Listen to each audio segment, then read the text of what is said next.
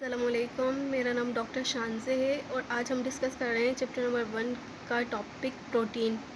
Protein क्या है? Protein Greek word है। Proteios means first rank. Protein can be defined as the polymers of specific amino acid arrange in a particular manner which perform definite function. बोले protein को हम इस तरह भी define करते हैं कि जब स्पेसिफिक अमाइनो एसिड होते हैं ना, वो पर्टिकुलर मैनर में एक साथ आकर अरेंज होते हैं, तब वो एक डेफिनेट फंक्शन परफॉर्म करते हैं। Protein are the most important organic compound होता है। तकरीबन जितनी भी सेल्स के अंदर एक्टिविटीज़ होती हैं वो ज़्यादातर प्रोटीन्स करवाते हैं। They constitute major part of the dry weight of the cell. Cell का जो ड्राई वेट होता है उसके अंदर इसका मेजर पार्ट होता है। प्रोटीन कॉम्प्लेक्स ऑर्गेनिक कंपाउंड है। इसके अंदर कार्बन भी होता है, हाइड्रोजन होता है, ऑक्सीजन होता है, नाइट्रोजन होता है, कभी कभी इसके अंदर सल्फ़र भी होता है। नाइट्रोजन इसके अंदर ज़्यादा तादाद में पाया जाता है, इस वजह से हम इन्हें नाइट्रोजिनस कंपाउंड भी बोलते हैं। प्रोटीन और the building blocks of tissues, ये टिश्यूज़ बनाते हैं। जैसे ज़्यादातर बॉडी के पार्ट्स हैं, हेयर हो गए, नेल्स हो गए, फीदर्स हो गए, ये सारे प्रोटीन के बने हुए होते हैं। मीट हो गई, फ़िश हो गई, मिल्क हो गया, पल्सिस हो गई, ये मेजर सोर्स ऑफ प्रोटीन है। Amino acid as a building block of protein.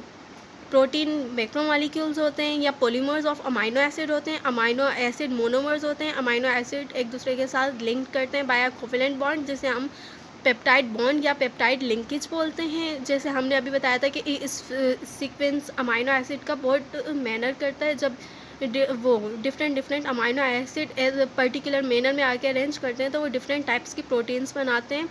तो तकरीबन हमारे पास यहाँ पर 20 बेसिक अमाइनो एसिड होते हैं जो हर तरह की प्रोटीन बनाते हैं, जो प्रोटीन वायरस से लेके ह्यूमन तक सब में सेम होती है।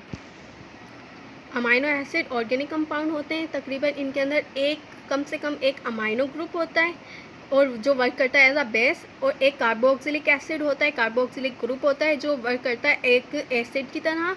दोनों केमिकली बॉन्ड होते हैं एक एसिमेट्रिक कार्बन के ऊपर, जिस एसिमेट्रिक कार्बन को हम अल्फ़ा कार्बन भी बोलते हैं। जनरल फार्मूला या empirical formula of amino acid ये होता है।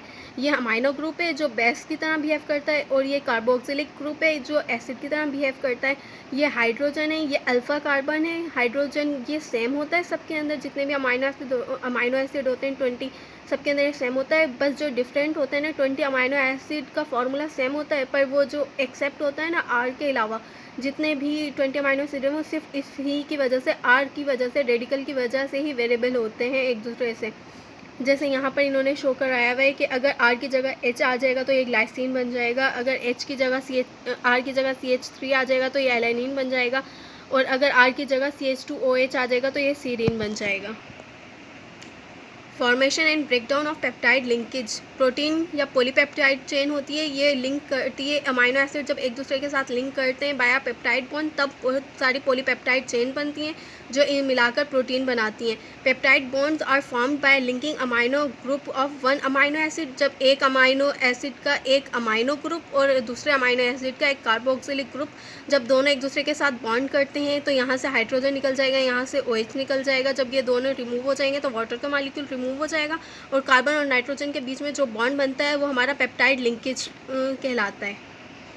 जैसे यहाँ पर दिखाया हुआ है ग्लाइसिन है और एलानिन है। जब ये ग्लाइसिन और एलानिन दो अमाइनो एसिड हैं, जब दोनों ये एक दूसरे के साथ बॉन्ड बनाते हैं तो एक मॉलिक्यूल बनता है जिसे हम डाइपेप्टाइड बोलते हैं, वो ग्लाइसल एलानिन होते हैं। इसके अंदर 2 अमाइनो एसिड होते हैं सब यूनिट के तौर पे। एक अमाइनो, अब ये ग्लाइसल एलानिन है, इसके एक साइड पे कार्बोक्सिलिक ग्रुप होता है और एक साइड पे इसके अमाइनो ग्रुप होता है। अब जैसे यहाँ पर ये वाला अमाइनो एसिड है, इस तरह डिफरेंट अमाइनो एसिड आएंगे, उनके कार्बोक्सिलिक ग्रुप इस amino group carboxylic amino group के साथ बॉन्ड बनाएंगे, वाटर का मॉलिक्यूल रिमूव होगा, कार्बन और नाइट्रोजन के बीच में पेप्टाइड लिंकेज बन जाएगी। इसी तरह यहाँ पर कार्बोक्सिलिक ग्रुप के साथ यहाँ पर अमाइनो ग्रुप आएगा, वो इसके साथ बॉन्ड बनाएगा, वाटर का मॉलिक्यूल रिमूव होगा, और इस तरह ही पेप्टाइड लिंकेज बढ़ती जाएगी। दोनों रिएक्टिव पार्ट होते हैं ना, वो अवेलेबल होते हैं कि दूसरे अमाइनो एसिड आकर अटैच्ड हों, वो tri tetra penta peptide linkage बनाएं। पॉलीपेप्टाइड चेन को हम can be broken by breaking peptide bonds by the process of hydrolysis with the help of hydrolytic enzyme. ये जो पॉलीपेप्टाइड चेन होती है इनको हम इनके सब यूनिट्स के अंदर ब्रेक कर सकते हैं हाइड्रोलाइसिस जब हम इनकी करते हैं with the help of hydrolytic enzyme. Protein chain भी can be broken into small chain of more than 10 amino acid is called peptones.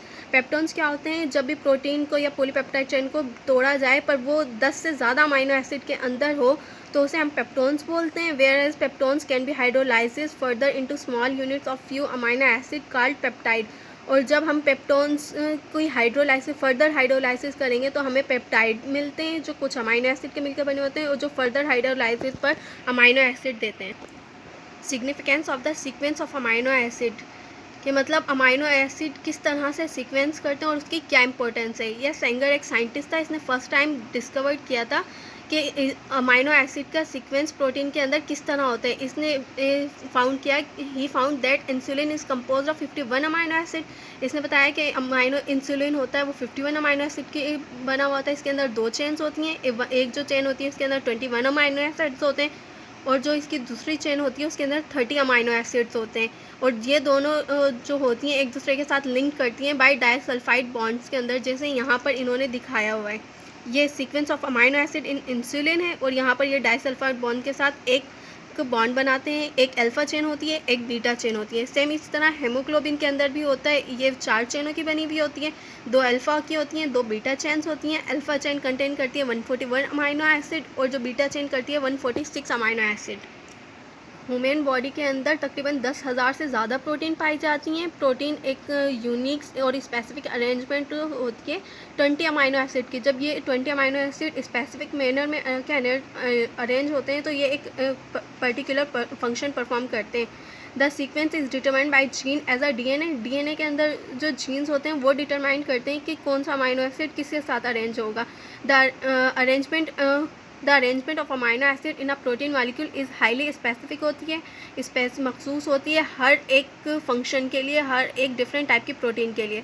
If the sequence of any amino acid will be change the protein fails to carry its normal function. अगर protein amino acid के अंदर कहीं एक भी amino acid का change आ जाता है प्रोटीन के अंदर तो वो एबनॉर्मल फंक्शन करना शुरू कर देती है, नॉर्मल फंक्शन नहीं करती है। इन्होंने एक एग्जांपल दिया हुआ है यहाँ पे, जैसे सिकल सेल एनीमिया।